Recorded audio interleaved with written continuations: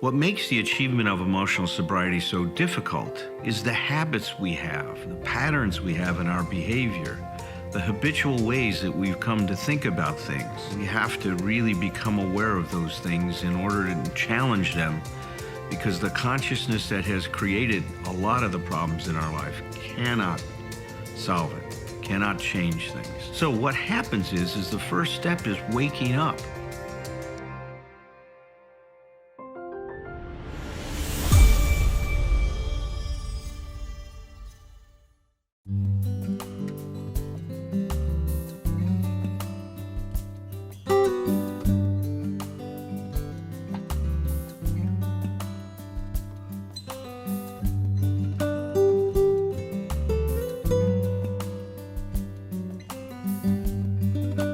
But tonight we're going to have a little fun.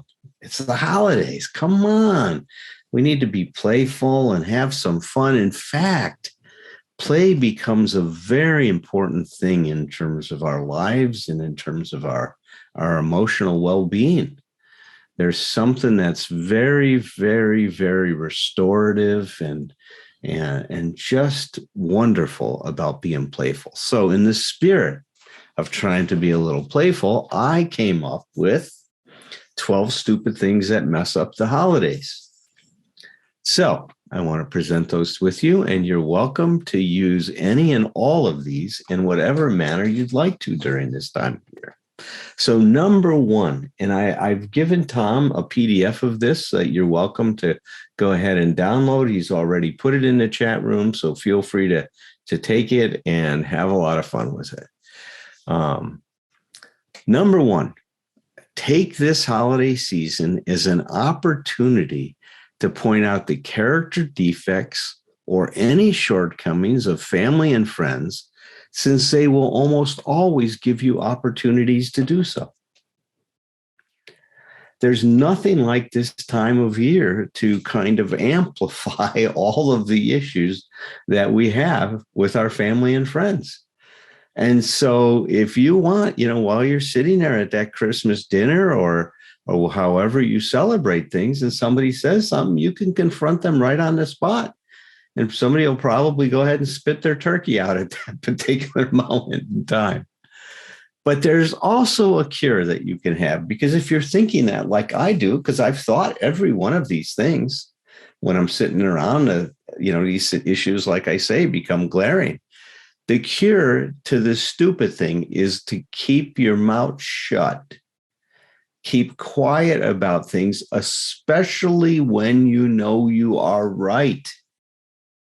Let me repeat that. We can keep quiet, especially when we know we're right about an issue. We don't need to get in there and prove to someone that they're wrong or to prove that we're right. That's number one. Number two, and you're going to see that one of the things that goes throughout this thing is expectations, right? Because we talk about how our expectations are premeditated resentments, right? Or resentments under construction. The second one has to do with expectations, expecting this year to be different than the past years, than any other year we've had. We're going to go home, and now it's going to be that warm, lovely Christmas moment that we see on every Hallmark card. Well, the cure to this one is to accept that nothing's going to be different if you haven't changed. You see, when we expect that things are going to be different because they're going to be different, then we're abdicating the role that we have to play in our lives to make things different. Emotional sobriety is about accepting our responsibility for our emotional autonomy, which means acting on our behalf and learning how to deal with these situations. So, number three, and this is a very easy one to do, lose yourself in making everyone else happy. Happy, happy, joy, joy, as Ren and Stimpy used to say. I love that kid's cartoon. Happy, happy, joy, joy. It's a time of year we're going to make everybody happy. We're going to do everything for everybody else. We're going to go ahead and exhaust ourselves and pour ourselves and drain ourselves and give ourselves away. Sometimes we do this because we want to give people something we've never had. We lose ourselves in making everybody else happy because we've experienced a hole in that area in our life, a deficit that we'd never felt anybody really stepped out of their way to do that for us. And so we don't want anyone else to feel what we felt. But that's not the way to solve that pain. Our cure here is to make ourselves as important as others, not more or less. That's what we need to try to do. I really like number 4 because that really gets us right in the center of this whole thing, is that, and this is called an introjection, is that we swallow whole and uncritically our family or someone else's notion of what this time of year is supposed to mean. And we will be told about that. They will tell us, this is what Christmas is supposed to be about. This is how you're supposed to act. This is how you're supposed to think. And if we don't understand that that's an undifferentiated position, we're going to feel bad and guilty if we're undifferentiated, that we're not thinking that way. Well, the cure for this one is to personalize your concept of the holidays. Really spend some time, right, to search about what does this time of year mean for you? And for you to get clear, to differentiate, if you will, to discern the meaning that this time has, and to appreciate that it's going to mean different things for different people. And that's totally fine. In fact, that's what we want. We want us to be able to, especially in our emotional sobriety, to respect and appreciate those differences. People don't need to think like us. We just need to be clear about how we think about things. Number 5, expect others to know what you want or need, and that they will anticipate and meet our needs. Right? To expect others to know what we want, what we need, and that they're going to anticipate our needs. Well, this is emotional dependency, and it defines it really. It's a complete abdication of our responsibility to take care of ourselves and meet our own needs. Harry Tiebout said one of the things that he saw in the recovering alcoholics he was working with is that infantile aspects of the ego seem to persist into adulthood. Infantile aspects of the ego. Well, there's no greater infantile aspect in a child than to be taken care of. Do this for me, do this for me, make me feel okay, give me this, give me that. For children, that's appropriate. Well, when you're 30, 40, or 50 years old, then it may be time to give that stuff up. So what is the cure for that one? Accept personal responsibility for asking for what you want and act on your behalf to get your needs met. Now, I love number 6. Accept gifts or help that is not given with an open hand. So if somebody does something for you, or if you say, hey, can somebody help me, set the table, and somebody reluctantly gets up to help you put the dishes out, I would hope that you would turn to them and instead of accepting their help, say, please, you don't need to do this if you don't want to. This Christmas for me, or this holiday season, or our celebration is about people doing what they want and celebrating themselves. And I don't want you to do that if you don't want to do it. It's okay. You don't need to.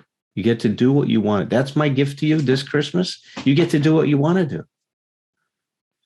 That's what we need to do. If we accept these gifts, that are not given with an open hand, it's going to turn into keeping a ledger. And at some point in time, that person's going to get resentful, or we're going to get resentful around that whole thing. Number 7, deny or resist or dissociate from any feelings from your past or current situation that surface, that are making you uncomfortable, such as resentments, some trauma, some grief or disappointments, or anything that's unfinished, from unfinished business, in your family that you're feeling. Now, happens for a lot of people because, unless we've done a lot of work, we're going to be carrying all of these unfinished business issues that we have back home with us. And there'll be more of those than gifts that we're going to carry back home. Trust me, there's so many things that are not addressed and not taken care of.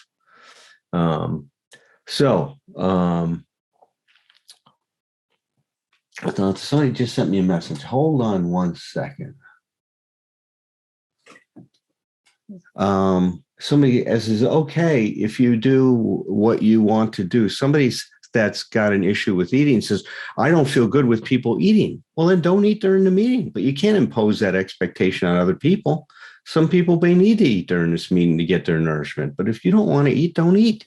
But see, that's at the heart of this matter, isn't it? My goodness, can't you see that? It's not about putting our expectations on other people. If that bothers you to look at them, then shut the video off on your screen and just listen to the thing. But you take care of yourself instead of demanding that other people do what you want them to do so you feel okay. Boy, that gets to me. It's an important one. Number 8, keep yourself in a state of perpetual motion. Keep moving, keep moving, keep moving. Don't feel anything.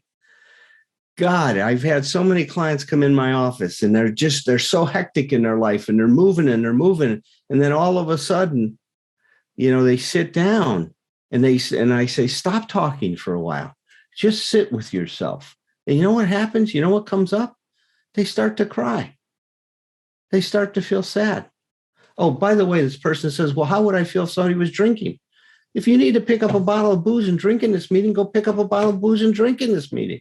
I don't care. That's your life. Do what you need to do. If you're not an alcoholic, feel free to enjoy a drink while we're here. This is not any other 12-step group. Did I announce that at some point in time? I thought I mentioned that. So keep yourself in a state of perpetual motion. What's the cure? Hold still. Experience your feelings. Get in touch with yourself. That's how we achieve emotional sobriety.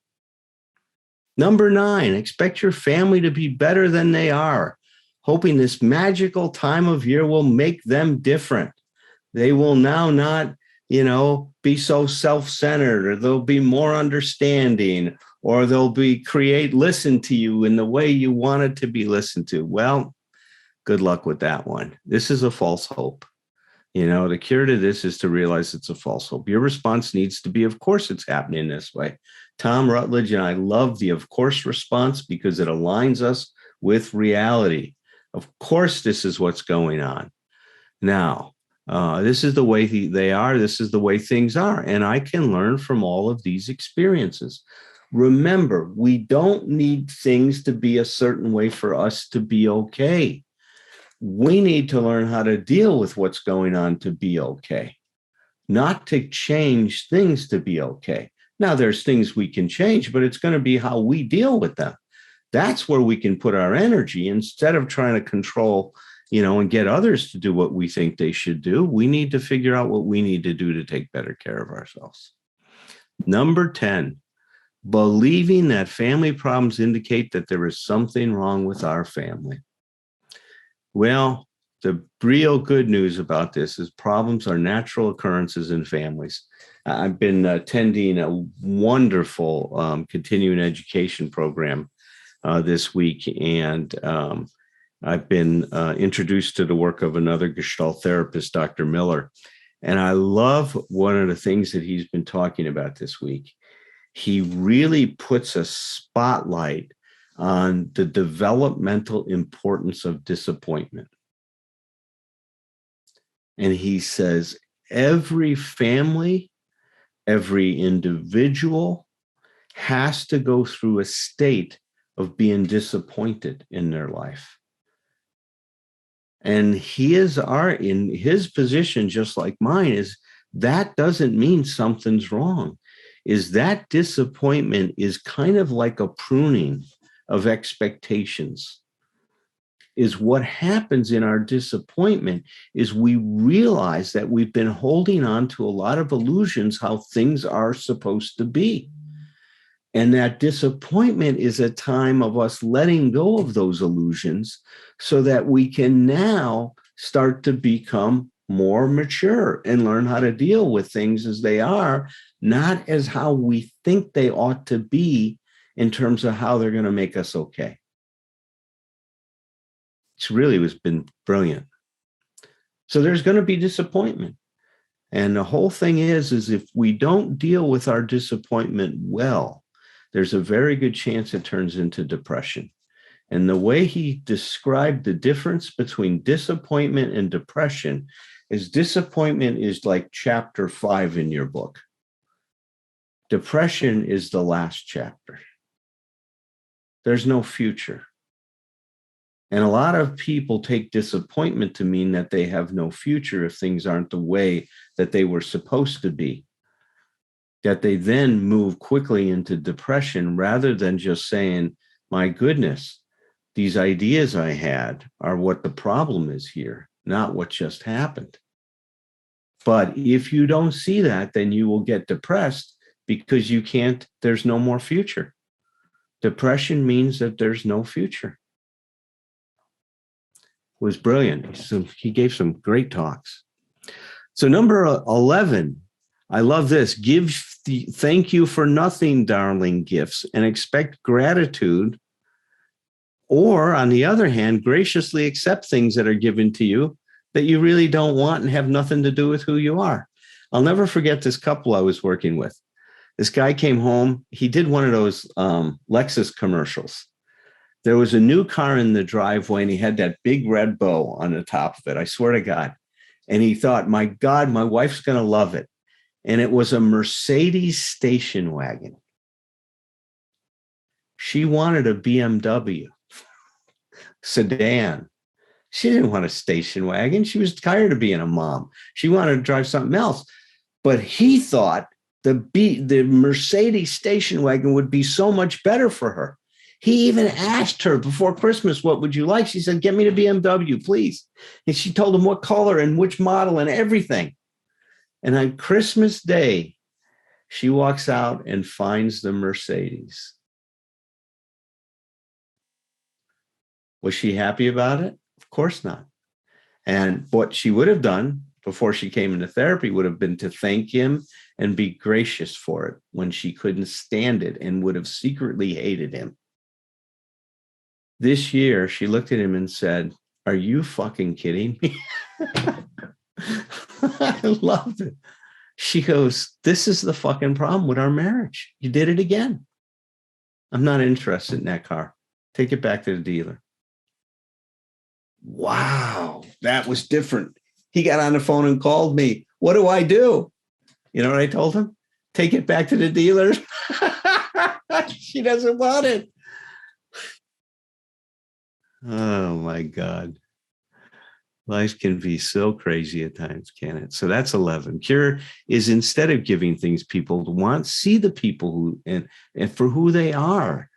See, if you really want to give a gift to someone, make sure it's what they want, what they're interested in, not just what you want them to have.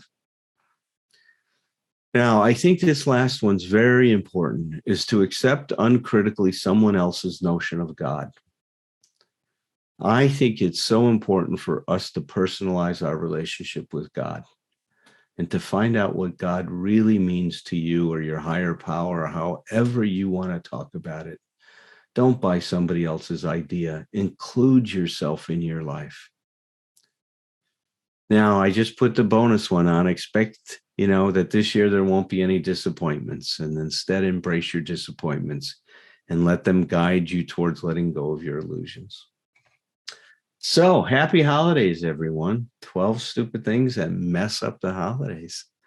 Let me invite my two partners in crime here, Thom and Raj. Please join me. Hey. And happy holidays, guys. Happy holidays to you too, as well, and to everyone. Thank you. Yes. Thank you. Hey, Thom. Hey. I'd like to start, Thom, if that works okay for you. I will allow it. You will allow it. Do you have a scepter that you're holding that you can tap my head or my shoulder with? Okay. Wow, Alan, I was not expecting this, and this is really wonderful content, I think, in terms of everything we've been talking about regarding emotional sobriety, right? That's what I appreciate so much about you taking the time and energy to come up with these 12 things. So a couple of things that came up for me. One is you were talking about when you on item number 10, illusions and holding on to illusions. You know, my family will be different this year and so on. Something that has struck me for many years about the word disillusionment is that we treat that as being synonymous with sadness or disappointment. At least that's what I think of it as. But if you think about the word itself, right? Disillusionment is fundamentally a positive process, right? It's fundamentally a process where we're letting go, identifying, becoming aware of, and letting go of our illusions. But your comments about Dr. Miller and disappointment are so apropos with that, right? So they so aligned with that, because it's painful to let go of our illusions, right? Whether it's about ourselves, whether it's about other people, whether it's about life, whether it's about a higher power or God, it hurts, right? It's a difficult and challenging process to let go of our illusions, but it's helpful at times for me if I remind myself, you know, there's really something good going on here. Okay, if somebody else disappoints me, or more often in my case, if I disappoint myself, right? If I don't show up in a way I wish I would have in a situation or a relationship, or I behave in a way that's hurtful to somebody else that I didn't really think through or didn't mean to do, it's hard for me to see that about myself. My ego defenses sure don't want me to, but it's also, when I'm able to penetrate that blind spot, it's also so important that I see myself, because that, as we talk about, it's seeing those parts of myself I struggle with and accepting them that allows me to begin to change them. So that's one point, just the idea of disillusionment being a fundamentally positive process. Something else I was thinking about this week that I think fits in very nicely with this topic. We talk a lot about emotional dependency on others and the harm that does to us and to them in our relationships. But a piece of it that I don't think we've talked as often about, that's also very damaging, I think, about emotional dependency, and we have definitely spoken to it some, but it's how lost I can get in the expectations I think other people have of me. Yes, Not just other people disappointing my expectations of them. Yeah, good point, Ron. But I know in certain points in my life was almost completely determined by expectations I imagined other people had of me. And it certainly comes up around the holidays, right? And everything from gift giving to meal preparation to all kinds of things. So I just wanted to put that in the pot as well, to really encourage us all to think about, my God, how often do I allow my fantasy? 95% of the time, it's my fantasy about other people's expectations of me. Right.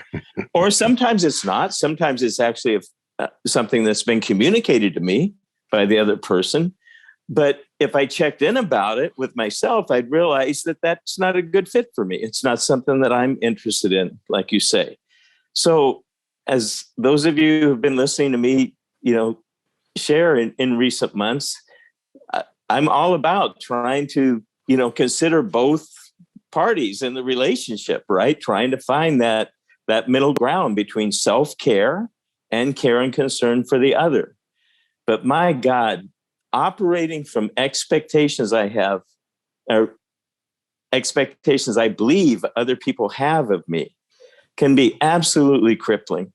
In our lives. So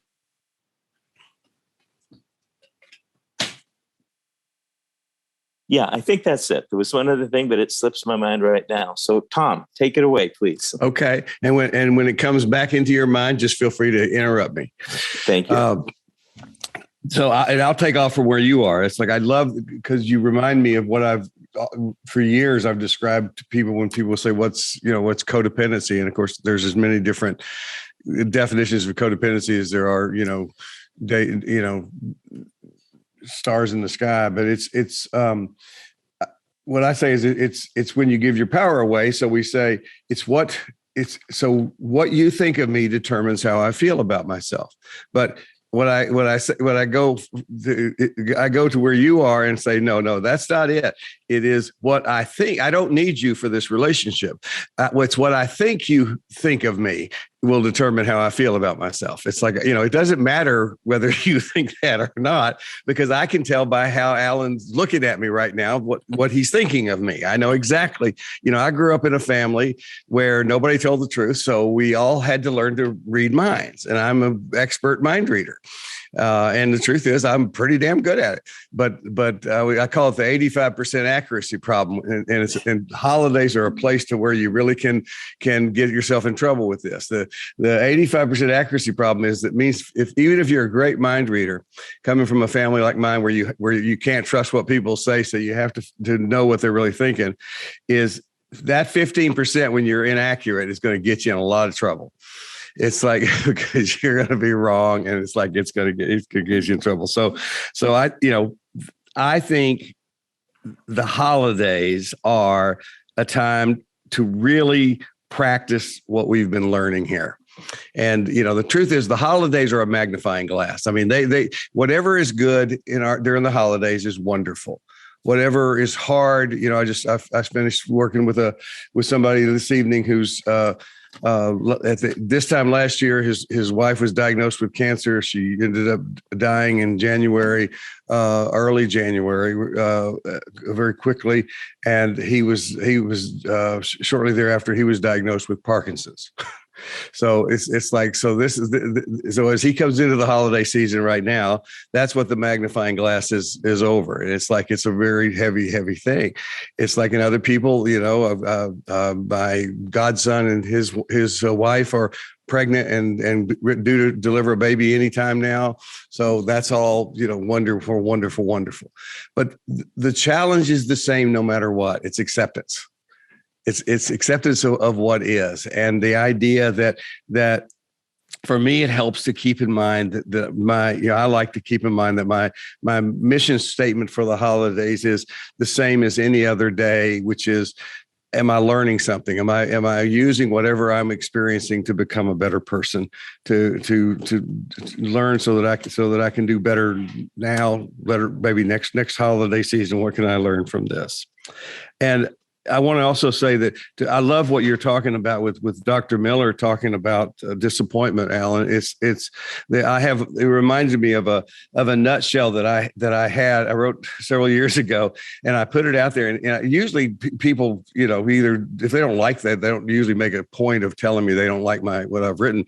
It's because they're kind of, they're not really harmful. But I got a lot of negative feedback.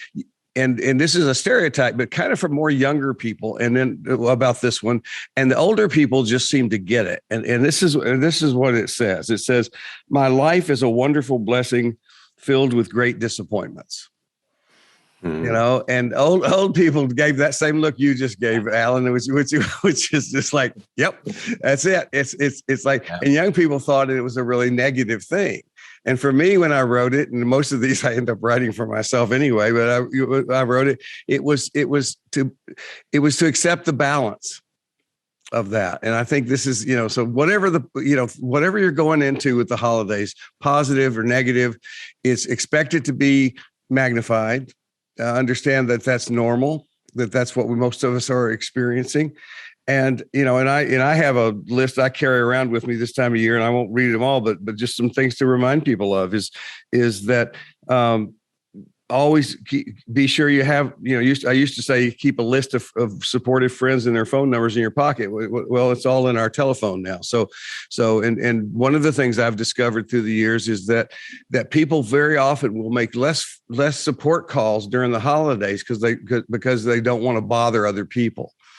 But I always tell people, if you're feeling that way, if you need support and you're not calling somebody because you don't want to interrupt their holiday, just turn it around and imagine how you would feel if they weren't calling you, but they needed to. So reach out, use the support, do that. And then the other thing I like to tell people all the time, when you're at home for the holidays, when in doubt, say something bizarre. It's just whatever. Just my favorite one is just to announce with great pride, I have 90 days clean in Homicides Anonymous. And then later in the same gathering, if you ever need to get out of a conversation, just say, I've got to get to a meeting, and they won't stop you. It's like, so, and I think it's good. I think it's good not to kill people. And I think that people will respect that in you. Well, thank That's you. all I got. Listen, what you got is great. Thank you both, and happy holidays. You too. I hear a lot of people criticize the 12 steps, that they're old-fashioned. I can understand that criticism. They were written back in 1935. Some people that are agnostic have difficulty with the word God used in the steps. For me, I look at the process that's involved. The forces that the 12 steps generate are so powerful that I think they're ageless. There's this interesting phenomena that happens when you work the steps. They create a charge and then a discharge. The first step, we're powerless. Our life has become unmanageable. It creates this charge. We're in big trouble and we don't know what to do. And then step 2 comes along and it says we have hope. That charge, that existential crisis that we have is resolved. What's happening here is parallel to life. We charge ourselves when we breathe in. When we exhale, we discharge. That's the rhythm of life. And the way I love to think about the 12 steps, it's helping us get connected to the rhythm of life so we can learn how to show up in a good way.